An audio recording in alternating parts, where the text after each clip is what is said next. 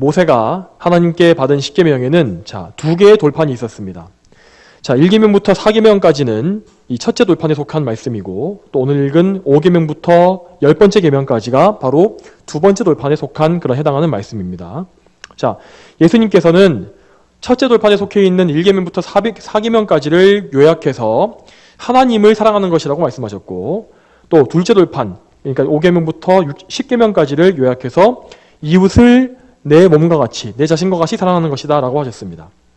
그리고 그 두 돌판에서 각각 돌판의 맨 위에 써 있는 그 계명이 바로 그 돌판에 기록된 그 계명들의 기초가 되고, 그 계명들의 가장 중요한 계명이라는 것을 우리가 발견할 수 있습니다. 첫째 돌판에서 가장 위에 기록된 말씀이 무엇이었습니까? 1계명, 나 외에는 다른 신들을 두지 말아라. 내 앞에 다른 신 두지 말아라 라는 말씀이었고, 그것이 이제 1계명부터 4계명까지 첫 돌판에 쓰여 있는 그 말씀의 기초이고, 더 나아가서는 1계명부터 10계명까지 10계명 전체의 그 말씀 모든 계명을 요약하고 또한 그것의 기초가 되는 그런 중요한 계명이 됩니다. 즉 하나님만을 경외하고 사랑하는 것이 없으면 그 이후에 둘째 돌판에 나오는 이웃사랑도 할 수 없다는 말씀입니다. 그리고 오늘 우리가 읽었던 5계명은 두 번째 돌판, 그러니까 5계명부터 10번째 계명까지의 그 계명들의 기초가 되는 또한 중요한 계명이라는 것을 우리가 알아야 합니다. 5계명에 나오는 이 내 부모를 공경하여라 라는 말씀이, 이 명령이 모든 이웃사랑의 계명의 기초가 되는 이유는 이 5계명이 우리 부모님에 대한, 육신의 부모님에 대한 존경과 그런 공경뿐만 아니라 하나님께서 사람들에게 부여하신, 인간에게 부여하신 모든 권위를 합당하게 존중하라는 그런 명령을 포함하고 있기 때문입니다. 이 권위라고 말하는 것은, 권위는 하나님의 말씀의 범위 안에서만 인정되는 그 범위 안에 있는 합법적인 모든 질서, 그런 권위를 말합니다. 즉 우리는 이웃을 사랑하는 이 일을 위해서 하나님께서 주신 권위와 이 질서에 순종하는 일을 전제로 해야 한다. 이것을 여기서 배워야 한다는 것입니다. 이렇게 십계명의 구조를 알게 되면, 십계명의 이 질서 구조를 알게 되면 왜 우리가 이 세상을 살 때 이 세상의 모습 속에서 평화나 어떤 이웃사랑의 모습을 볼 수 없는지를 확실히 이해할 수가 있습니다.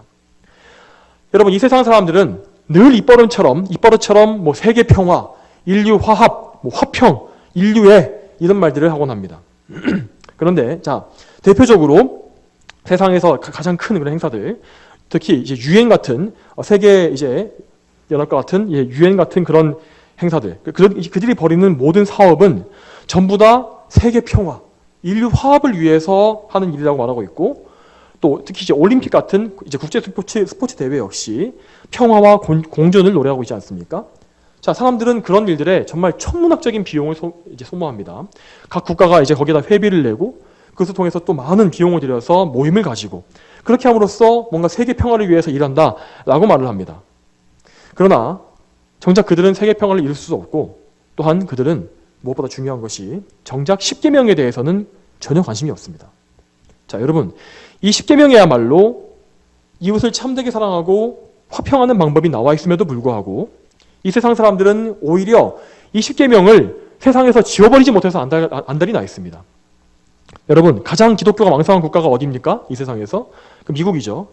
그 미국에서조차 그 케네디 대통령 이래로 공공건물이나 교육 내용에서, 또 공공교육의 장소에서 십계명을 제거해버리고 십계명을 교육하는 것을 또 없애버리고 하나님의 계명을 사람들이 알지 못하게 막고 있습니다. 마치 이제 이것이 이렇게 해야만 뭔가 정교가 분리된다, 어떤 종교 간의 어떤 화평을 이룰 수 있다, 이런 명목으로 하나님의 말씀을 지워버리는 것입니다. 미국뿐만 아니라 유럽에서 말할 것도 없습니다. 과거 찬란한 어떤 신앙의 그런 문명을 꽃피웠던 영국에서는 지금 거의 기독교의 씨가 마르고 있고, 독일이나 기타 유럽에서 말할 것도 없습니다. 이처럼 하나님의 계명은 기독교를 바탕으로 발전했던 서구 세계에서조차도 이제는 관심 영역 밖으로, 주류 영역 밖으로 완전히 밀려나고 있는 그런 상황입니다. 그러나 여러분, 이렇게 하나님의 계명을 무시하는 한 절대 평화는 오지 않습니다. 평화가 오기는커녕 엄청난 파괴와 전 인류의 엄청난 고통이 다가올 뿐입니다. 여러분, 십계명에서 가르치는 것처럼 먼저 하나님 한 분만을 경외하고 사랑하지 않으면 이웃사랑도 할 수가 없습니다. 당연히 세계 평화는 없습니다. 세상과 모든 인류는 하나님께서 창조하신 것이기 때문에 하나님 말씀을 무시하는 한 인류는 결단코 좋은 날을 볼 수가 없는 것입니다. 그러나 우리 그리스도인들은 그러한 세상 풍조가 어떻든지 간에 우리 먼저 하나님의 계명을 높이 떠받들고 그 말씀에 순종해야 합니다. 우리로부터 시작해서 우리 자녀들에게 하나님의 계명을 가르치고 또한 그 우리의 이웃들에게 말씀을 퍼뜨림으로써 하나님을 경외하는 그 믿음이, 하나님에 대한 믿음이 점점 더 확산되도록 그렇게 만들어야 하는 것입니다. 그것이 십계명에서 말씀하시는 이웃사랑의 근본, 그 기본입니다. 자, 이제 5계명 말씀에 대해서 본격적으로 살펴보겠습니다. 자, 이 계명은 이제 표면적으로 봤을 때 부모를 공경해라. 그러니까 부모를 공경할 것을 먼저 우선적으로 강조하고 있습니다. 자, 그런데 이 5계명은 모든 권위자들에 대한 합당한 존경을 포함한다고 아까 말했습니다. 그런데도 왜 여기서는 단지 부모라고 표현하고 있는 것일까요? 자, 그 이유는 일단은 일차적으로는 우선 이스라엘식의 어떤 표현 방법에서 알아볼 수가 있는데, 이스라엘 사람들은 단지 육신의 부모, 자기 혈육의 부모 이외의 권위자들, 왕이나 선지자 같은 그런 권위자들을 비유적으로 아버지라 칭하는 경우가 많이 있었기 때문입니다. 자, 구약 성경을 살펴보게 되면 먼저 다윗이 이 사울왕이 자기를 죽이려 할 때에도 사울왕에 대해서 내 아버지여라고 말하는 것을 볼 수 있습니다. 그리고 엘리사 선지자, 그 역시 자기 스승인 엘리야 선지자가 하늘로 불병거를 타고 올라갔을 때 내 아버지여라고 이제 부르면서 그를 이렇게 불렀고, 또한 이제 이스라엘 왕 요아스도 엘리사 선지자에게 아버지 이렇게 불렀던 것을 우리가 볼 수 있습니다. 자, 그러니까 이스라엘 백성들에게는 왕이나 선지자, 교회의 지도자 이런 사람들 같이 권위 있는 사람들을 아버지라고 부르는 일이 흔했다는 것입니다. 그래서 자연스럽게 그들에게는 이 말씀을 들었을 때, 계명을 들었을 때, 부모를 공경하라 이 말씀이 그 아버지뿐만 아니라 진짜 육신의 부모뿐만 아니라 모든 권위에 대한 존중을 하라는 말씀이구나라고 자연스럽게 이해했을 것이란 말입니다. 자, 그러나 어찌되었든 간에 문자적으로 이 제5계명은 부모를 공경하라고 먼저 명령하고 있습니다. 자, 교리적으로, 신학적으로 그 이유는 가정과 그 가정 안에 제정하신 부모의 권세, 그 권위가 하나님께서 제정하시고 부여하신 가장 기초적인 권위이기 때문입니다. 정통신학의 해석에서 이 세상에는 하나님께서 부여하신 세 가지의 권위 구조가 있다고 말하고 있습니다. 자, 그것은 세 가지는 가정과 교회와 국가, 이렇게 세 가지입니다. 자, 그 중에서 태초에 범죄 이전에 에덴 동산에 존재했던 권위 구조는 오직 가정 하나뿐이었습니다. 타락 전의 세상에서는 오직 아담의 가정 하나만 존재했던 것입니다. 만일 아담과 하와가 범죄 이전에 자손을 보았다면 이 세상에는 창조주 하나님의 권위와 또한 아담과 하와가 가지는 부모의 권위, 단 두 권위만 존재했을 것입니다. 타락 이전의 가정은 현재 우리가 알고 있는 교회와 국가의 역할을 대신 다 포함해서 할 수 있는 완전한 조직이었습니다. 그러나 아담의 첫 범죄 이후에 그들의 출산에 의해서 점점 더 이 세상에 죄인이 많아지면서 하나님께서는 그 죄인들을 통제하시고 그들을 인도하시기 위해서 교회와 국가라는 두 가지의 중요한 제도를 추가로 우리에게 주신 것입니다. 여기에서 교회는 복음을 선포하고 영적인 지배권을 행사할 수 있는 그런 권위를 부여받은 것이고, 반대로 국가는 세상의 불법과 악인들의 그 악한 일들을 제어하는 권위를 부여받은 것입니다. 자, 그러나 그렇다고 해서 교회와 국가가 세워졌다고 해서 가정의 원래 기능이 없어져 버린 것은 아닙니다. 가정은 여전히 인간 사회의 기초를 형성하는 가장 기초적인 권위로 남아 있습니다. 만일 한 사회에서 그렇기 때문에 부모의 권위, 가정의 권위가 전반적으로 실추되고 붕괴되게 된다면 사회의 기초가 흔들리기 시작하면서 결국 그 국가와 사회는 붕괴될 것이고, 더 나아가서 그 사회 안에 존재하는 교회들 역시 아주 괴멸적이고 엄청난 해를 입게 될 것이 분명합니다. 그러므로 우리는 이 5계명을 지키기 위해서 하나님께서 부여하신 최초의 권위이자 모든 권위의 기초가 되는 부모에게 순종하는 것에서부터 출발해야 합니다. 여러분, 여기에서 말씀에서 먼저 원어를 보겠습니다. 내 부모를 공경하라 라는 말에서 공경하다 라는 단어는 무겁다 라는 의미를 가지고 있습니다. 무겁다. 즉 이 말을 문자적으로 해석하게 되면 부모의 권위에 무게를 둬라. 부모의 권위를 무겁게 여기고 거기에 무게를 두어라 라는 의미인 것입니다. 성경을 살펴보면 하나님께서는 이처럼 부모에게 순종하는 것에 있어서 단어의 의미 그대로 대단히 무겁고 큰 의미를 부여하시는 것을 볼 수 있습니다.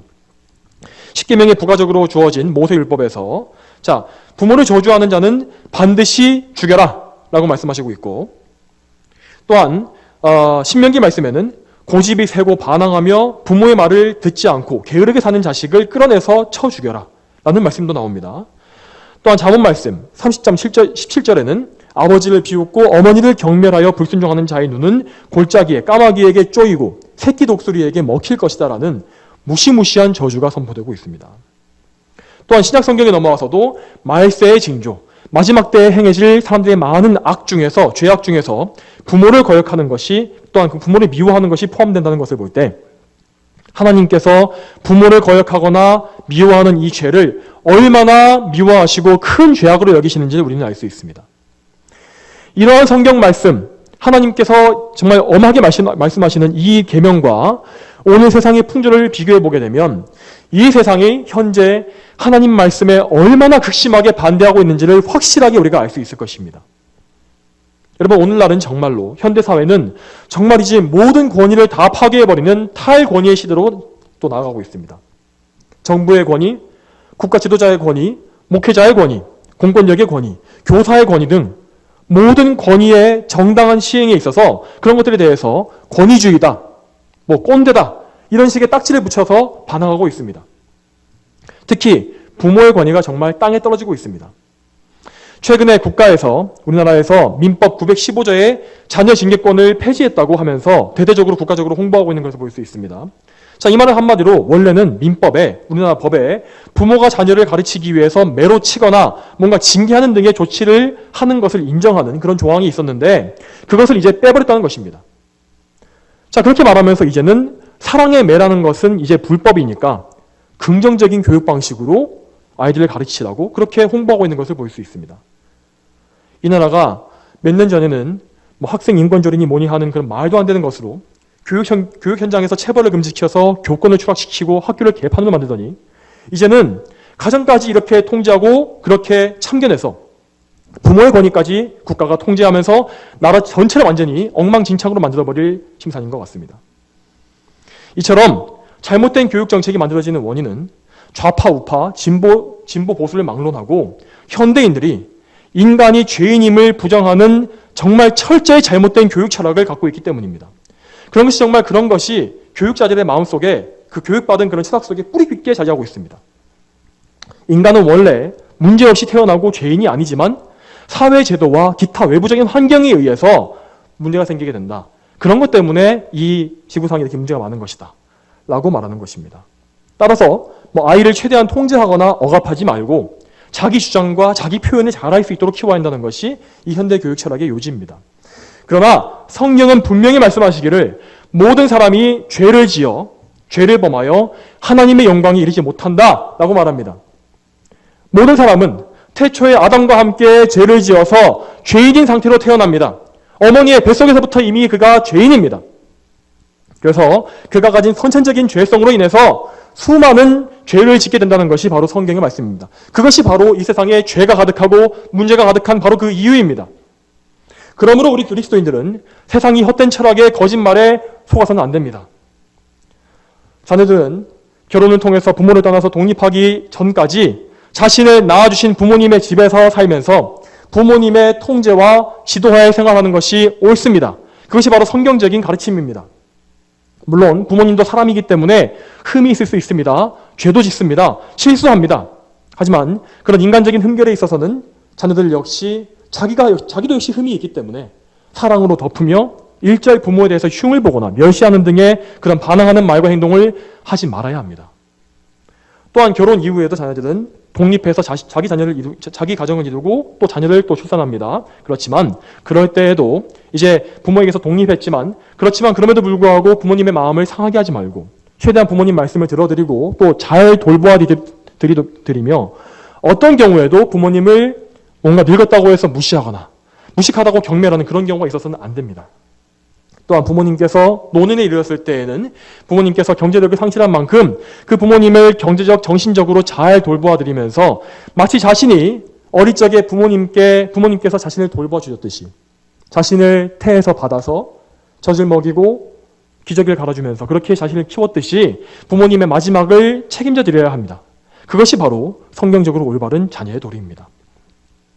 또한 부모님들은 다른 무엇보다 자신의 신앙을 자녀들에게 전수하는 것이 가장 큰 임무라는 것을 반드시 기억해야 합니다.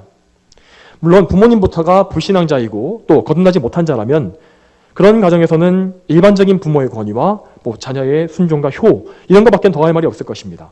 그러나 여기서는 설교이기 때문에 하나님 말씀이기 때문에 믿음의 가정에서의 가정교육을 주로 말씀드리겠습니다. 성경에는 자녀교육의 기본 원칙이 다 기록되어 있습니다. 자, 잠언 23장 13절과 14절에 이렇게 나와 있습니다. 아이를 훈계하는 데 주저하지 마라. 네가 매질하여도 그는 죽지 않을 것이다. 내가 그를 회초리로 때리면 그의 생명을 스올에서 구해낼 것이다. 라고 하였습니다. 또한 에베소서 6장 4절에는 이렇게 나와 있습니다. 자녀들을 노엽게 하지 말고 주님의 교양과 훈계로 양육하여라. 이렇게 되어 있습니다. 자, 이 말씀들을 통해서 종합해 볼 때 우리는 우리의 자녀들이 가만히 내버려 두면은 지옥에 떨어지고 멸망할 수밖에 없는 죄인임을 우리가 먼저 인정하고 그런 생각 가운데에서 때로는 그들의 죄를 제어하기 위해서 그들의 나쁜 습관을 막기 위해서 엄하게 매를 쳐서라도 훈육해야 한다는 것을 볼 수 있습니다. 그러나 자녀를 훈계하되 자신의 악감정이나 미움을 가지고 하지 말고 주님께서 우리를 사랑하시고 우리를 인격적으로 대우하시듯이 사랑하는 마음을 가지고 온유함과 절제로 해야 한다는 것이 이런 기본 원칙이 또 성경에 나와 있는 것입니다. 무엇보다 여러분, 부모들은 우리의 자녀 교육이 영적인 면이 가장 우선시 된다는 것을 항상 기억해야 합니다. 영적인 면, 이것이 항상 우선입니다. 성경적 관점에서 부모의 권위라는 것이 주어진 이유는 다른 것이 아닙니다. 자녀에게 하나님을 믿는 믿음을 가르쳐주기 위해서 자신의 신앙을 전수하기 위해서 하나님께서 주신 것입니다. 그것이 부모의 권위가 주어진 이유입니다. 부모는 하나님께서 자신에게 부여하신 권위를 먼저 그 권위가 있다는 것을 확실하게 인식해야 하고 그 권위를 정당하게 행사해서 자녀가 일체 부모에게 순종하도록 지도해야 합니다.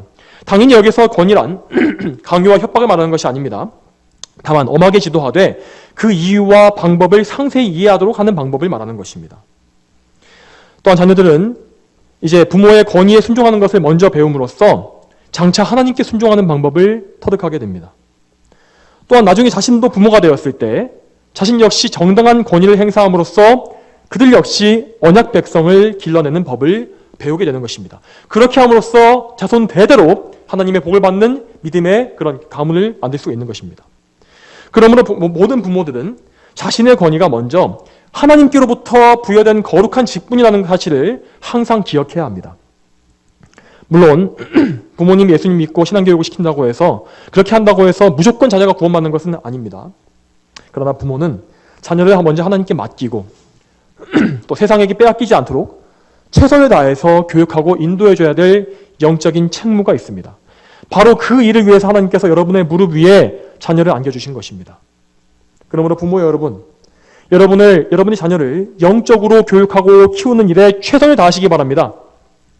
여러분의 자녀가 정말 주일 성수를 생명과 같이 여기도록 가르치시고 또한 집에서도 매일마다 가정 예배를 드리심으로 말미암아서 성경과 교리를 부지런히 가르치고 하나님 경외하는 방법과 예배하는 법을 매일마다 알려주셔야 합니다.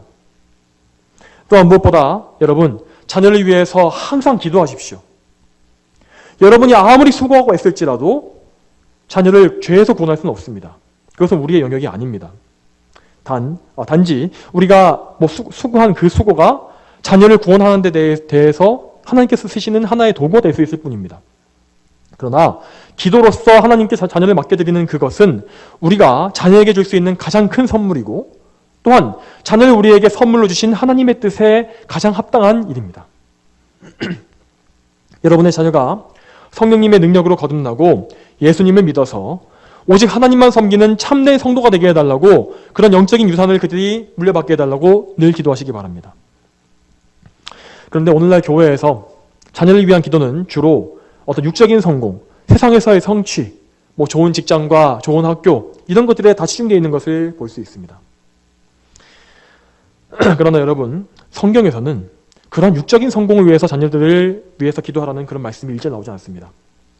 부유함과 성공은 하나님께서 기뻐하시면 줄 수 있는 것입니다. 그렇지만 우리가 진정 바라면서 기도해야 될 참된 제목은 오직 우리와 우리의 자녀들이 하나님을 더 기쁘시게 하고 그분의 뜻에 따라서 사는 그것입니다. 또한 더 나아가서 천국에서 우리의 아들, 딸들이 하나님께 상급받는 것, 그것이 주님을 믿는 부모가 자녀에 대해서 가져야 할 궁극적인 소망이 되어야 합니다. 또한 여러분, 우리는 이제 부모 자식 관계뿐만 아니라 우리가 속한 모든 인간관계 속에서 권위에 순종하고 또한 모든 사람들 또 이렇게 존중하도록 해야 합니다. 특히 이 세상에서 영적인 권위를 행사하도록 만드신 교회의 권위에 항상 순종해야 합니다. 어떤 사람들은 목회자에게 하나님께서 주신 권위라는 것이 존재하지 않는다. 목회자에게 무슨 권위가 있느냐? 다 동등하다. 이렇게 말하는 사람들이 있습니다. 그러나 그것은 잘못된 생각입니다. 성경 말씀은 분명히 교회의 목회자들과 직분자들을 존경하고 그들이 가르치는 말씀에 순종할 것을 요구합니다. 디모데전서 5장 17절에 잘 다스리는 장로들은 2배나 존경받아야 하고 특히 말씀과 가르치는 일에 수고하는 자들은 더욱 그렇게 되어야 한다라고 기록되어 있습니다. 또한 히브리서 13장 17절에는 너희를 인도하는 자들을 신뢰하고 그들에게 순종하여라 라고 명령하고 있습니다. 여러분 이처럼 목회자와 교회의 직분자들에게 주어지는 그 권위는 그들 자신에게 있는 것이 아니라 복음의 선포를 위해서 하나님께로부터 받은 권위입니다. 하나님께서 그들에게 그분의 거룩한 말씀을 위탁하셨기 때문에 그 말씀과 말씀을 전하는 그 일이 존중을 받아야 하는 것입니다. 참된 사역자들은 영혼들을 위해 깨어 있으며 마치 그 영혼들이 자신이 하나님 앞에서 결산해야 할 자질인 것처럼 일하는 자들이라고 성경은 말씀합니다. 그러므로 그들이 기쁨으로 주님의 사역을 감당할 수 있도록 그들을 항상 도우면서 그들의 말씀에 순종하시기 바랍니다. 그들의 말에 귀를 기울이십시오. 그렇게 하지 않고 뭔가 목회자를 불순종한다거나 괴롭히게 된다면 여러분에게는 신앙생활을 통해 주어지는 영적 유익이 전혀 없을 것입니다. 또한 여러분, 우리가 속한 국가와 사회에서도 성도로서 항상 권위에 순종해야 합니다. 여러분, 특히 현재 우리나라 사회는 이 사회주의 좌파 세력들이 다수를 점하게 되면서 공권력과 권위에 대한 이 공공연한 멸시와 반항이 완전히 그냥 보편화되어 있습니다. 다시 한번 말씀드리지만 사회주의 이념, 이 좌파 이념은 결코 성경과 조화될 수가 없습니다.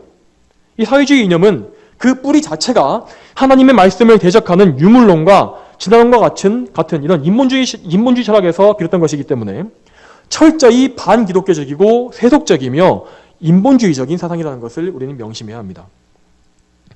사회주의 좌파들은 계속해서 교회를 허물고 무너뜨리려는 이런 일을 획책하고 있습니다.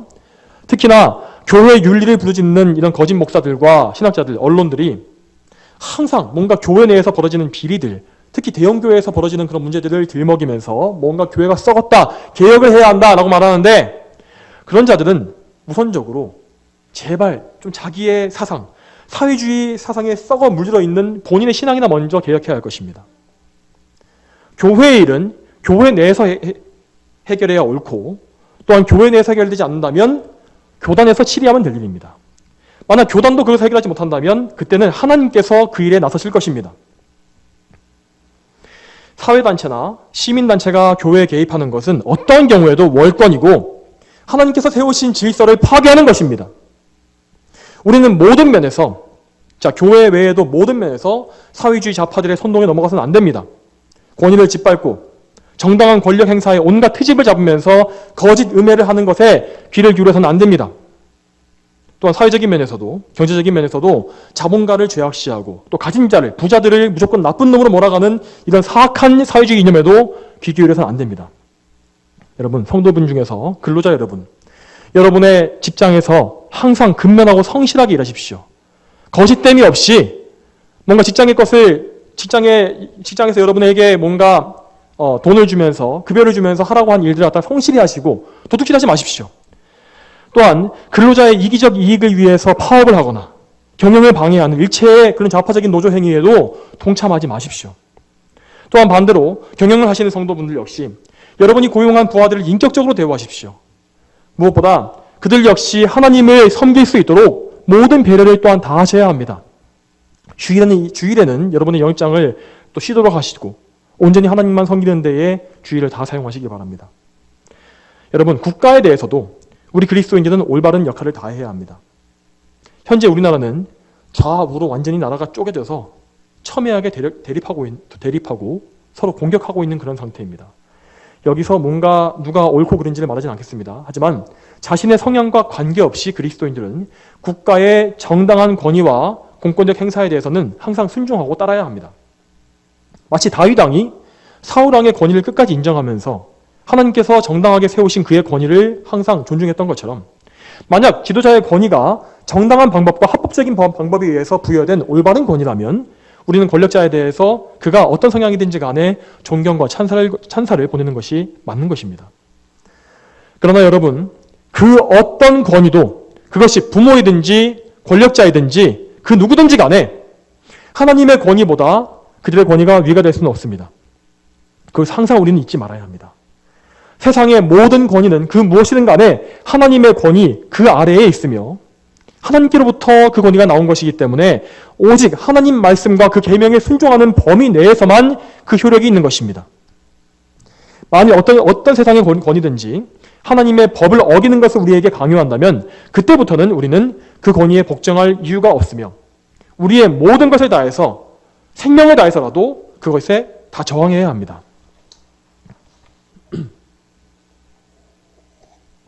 여러분, 이렇게 잘못된 권위에 저항하는 그런 예가 또 많이 나와 있습니다. 먼저 성경에서 그 예를 보겠습니다. 구약 성경에 나온 죄송합니다. 그 요나단은 평생 자기 아버지 사울 왕에게 복종했습니다. 그렇지만 그는 먼저 하나님께 순종하는 사람이었습니다. 그렇기 때문에 하나님께서 사울 왕의 뒤를 이어서 다윗을 왕으로 세우실 거라는 것을 그가 알고 믿고 있었습니다. 그래서 그는 겸손히 하나님의 뜻에 순종했습니다. 반항하지 않았습니다. 그래서 오히려 사울 왕이 다윗을 부당하게 대우하고 심지어 그를 죽이려고 했을 때 아버지를 막아섰습니다. 그러나 그것은 아버지를 증오하거나 미워해서 반항한 것이 아니라 오히려 아버지를 사랑하는 마음 때문에 하나님께 죄 짓는 것을 그가 막아선 것이었습니다. 실제로 그는 끝까지 아버지 곁을 떠나지 않았고 아버지를 지키기 위해서 마지막까지 전투에서 싸우다가 전사했습니다. 또한 그 외에도 성경 밖에도 교회사에서 수많은 신앙의 선조들이 국가가 신앙생활에 간섭하려 할 때 결연히 대항했습니다. 최초에는 초대교회 교부들로부터 시작해서 가장 어린 자녀들에 이르기까지 그들 모두 하나님을 부인하고 황제를 숭배하라는 로마 당국의 그런 요구를 거부하고 순교했던 것을 우리는 기억하고 있습니다. 또 이후에 마틴 루터는 교회의 권위가 하나님 말씀의 범위를 벗어났을 때 더 이상 거기에 복종하지 않았습니다. 또한 지빙글리나 칼빈과 같은 개혁자들도 마찬가지였습니다. 또한 청교도들은 서슬퍼런 영국왕의 포갑 앞에서도 순교하면서도 끝까지 자신의 신앙을 지켰고 우리나라에서도 주기철 목사님과 같은 위대한 신앙의 선배들이 끝까지 우상 숭배하지 않고 하나님만 섬기다가 순교하셨습니다. 그런데 우리는, 개신교회 안에 있는 우리는 이러한 위대한 신앙 선조들의 후손이라고 자처하면서도 현재 어떻습니까? 국가의 부당한 요구에 이리저리 끌려다니고 있는 수치스러운 짓을 반복하고 있습니다.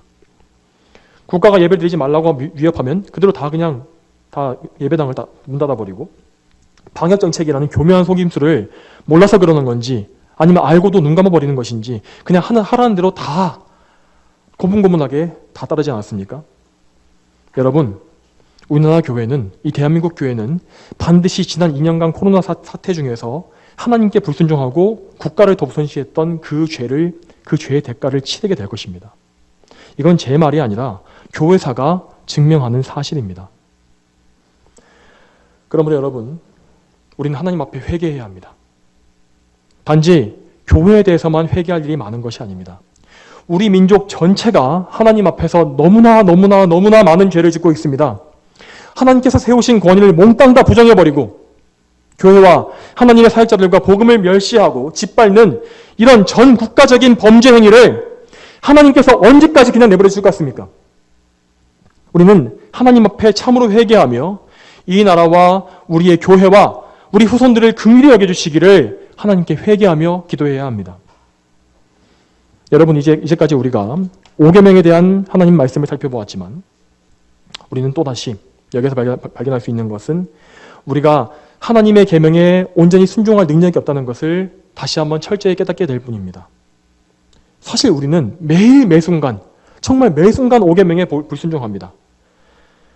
그것이 누가 되든 간에 남을 미워하고 멸시하며 또 부모님을 온전히 사랑하지 못하고 자녀를 정당하게 대우하지 못하고 바르게 키우지 못하고 또한 국가 지도자를 모욕하고 우리의 직장 상사를 모욕하며 우리의 권위 아래에 있는 사람들에게도 죄를 짓습니다. 우리는 언제나 하나님의 거룩한 율법 앞에서 실패자이고 죄인일 뿐입니다, 여러분. 그러므로 여러분, 우리는 오늘도 우리의 의가 되시는 예수님을 철저하게 바라보고 의지해야 합니다. 여러분, 예수님께서 우리를 위해서, 우리의 의가 되어주시기 위해서 이 5계명 역시도 철저하게 지키셨다는 사실을 여러분 알고 있습니까? 성경에 이렇게 나와 있습니다. 어려서부터 예수님은 자신의 육신의 부모님에게 순종하셨다라고 누가복음 말씀에 나와 있습니다. 심지어 요셉은, 요셉, 그 예수님의 양아버지였죠. 요셉은 예수님과 혈육의 면에서도 일절 관계가 없었습니다. 그럼에도 불구하고 요셉에게도 예수님은 순종하신 것입니다. 어릴 적에 명절에 예수님께서 부모님을 따라가지 않고 성전에 머물렀던 일 때문에 한 차례 부모님한테 근심을 드렸던 사건이 나와 있습니다. 하지만 그것은 죄가 아닙니다. 왜냐하면 예수님께서 부모님보다 하나님께 먼저 순종하는 것을 택한 일이기 때문에 그건 죄가 아니었습니다. 또한 예수님은 그 외에도 국가의 정당한 권위에도 또한 순종하셨습니다. 그 권위, 심지어 이스라엘을 무력으로 점령하고 통치했던 로마 황제에게도 그에게 합당한 세금을 바치심으로써 예수님은 순종하신 것을 볼 수 있습니다. 무엇보다 예수님은 죽음을 앞두시고 십자가 위에서조차 5계명을 완전히 다 준행하셨습니다.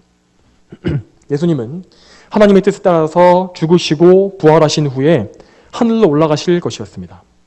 그렇지만 예수님은 땅 위에 남겨진 늙은 어머니 마리아를 저버리지 않으셨습니다. 물론 마리아에게는 예수님 외에도 아들과 딸들이 있었습니다. 하지만 그들에게는, 그 예수님의 동생들에게는 그때까지 예수님을 믿는 신앙이 없었습니다. 그래서 예수님은 그 불신앙의 형제들을 대신해서 예수님의 신실한 친구요 제자였던 요한을 대신 마리아에게 아들로 이어주신 것입니다. 요한복음 19장 26절과 27절에 예수께서 자기 어머니와 그 곁에 서 있는 사랑하는 제자를 보시고 어머니에게 말씀하시기를 여자여 보십시오 당신의 아들입니다 하셨고, 그 다음에 그 제자에게 말씀하시기를 보아라 내 어머니이시다 하시니 그때부터 그 제자가 예수님의 어머니를 자기 집에 모셨다. 이렇게 기록되어 있습니다. 이렇게 예수님은 끝까지 5계명에 철저히 순종하셨습니다. 이것은 우리를 위하여서 율법을 다 순종하시고 의를 대신 이루어주시기 위함이었습니다. 예수님께서 이루어주신 이 5계명의 의 역시 우리에게 다 전가되어서 우리가 비록 부모님에게 순종하지 못하고 어떤 우리의 권위에게 다 순종하지 못할지라도, 이런 죄를 지을지라도 하나님께서는 우리가 예수님처럼 예수님의 의를 통해서 이 모든 것을 지킨 것처럼 여겨주시는 것입니다. 우리는 늘 하나님의 권위에 불복종하며 하나님께서 부여하신 사람들의 권위에도 반항합니다. 혹 대놓고 거역하진 않을지라도 십계명이 요구하는 정도의 온전한 순종과 존경을 바치지 못하고 있습니다. 이렇게 불순종함이 약하지만 우리 주 예수님께서는 다시 한번 말씀드리지만 우리를 위하여 5계명에 순종하시고 우리를 위한 의를 이루신 것입니다. 그러므로 여러분, 다시 한번 이 의를 생각하시고 예수님을 바라보시기 바랍니다. 그분의 사랑을 항상 생각하시고 그분을 믿으시기 바랍니다. 그러한 믿음을 가지시는 가운데 우리는 성령 하나님의 도우심을 입을 수 있습니다. 성령 하나님께서는 여러분이 하나님의 계명에 순종할 수 있도록 인도하시고 도와주시는 분이심을 믿으십시오. 그러므로 구원받은 성도로서 하나님을 기쁘시게 하기 위하여 그분의 말씀에 순종하기를 항상 힘쓰시길 바랍니다. 여러분, 이 말씀대로 저와 여러분이 예수님 안에서 하나님께 순종함으로써 하나님을 온전히 영광스럽게 하는 성도들이 되기를 소망합니다. 다 함께 기도하시겠습니다. 거룩하신 아버지 하나님, 감사합니다. 오늘도 저희에게 십계명의 제5계명 말씀을 통하여서 우리에게 하나님께서 부여하신 권위에 순종하는 그 도를 배우게 해주시니 감사드립니다. 하나님, 우리는 항상 이 5계명 말씀에도 불순종하며 또한 이 세상의 악한 풍조에 따르며 주여 정말 이 세상에 사람들과 구별되지 못하는 그런 일을 행할 때가 참 많습니다. 하나님 저희를 불쌍히 여겨주시고 특별히 하나님 말씀에 정말 정면으로 거역하고 있는 이 국가와 민족을 불쌍히 여겨주시옵소서. 주여 교회들이 이런 세태에 물들지 말게 도와주시고 정말 결연히 일어나서 하나님 말씀을 순종하라고 하나님의 말씀이 이것이라고 외칠 수 있는 용기를 가질 수 있게 해주시길 소망합니다. 또한 아버지여 이 민족과 국가가 더 이상 하나님 앞에 죄짓지 말게 도와주시고 주여 하나님 앞에 죄지음으로 말미암아 심판받는 그런 엄청난 일이 이 나라에 벌어지지 않도록 도와주시옵소서. 저희와 저희의 자손들이 정말 대대에 하나님을 섬기는 데에 정말 평안할 수 있도록 항상 그런 복락을 누릴 수 있게 해주시길 소망합니다. 감사드리오며 예수님의 이름으로 기도 올렸습니다. 아멘.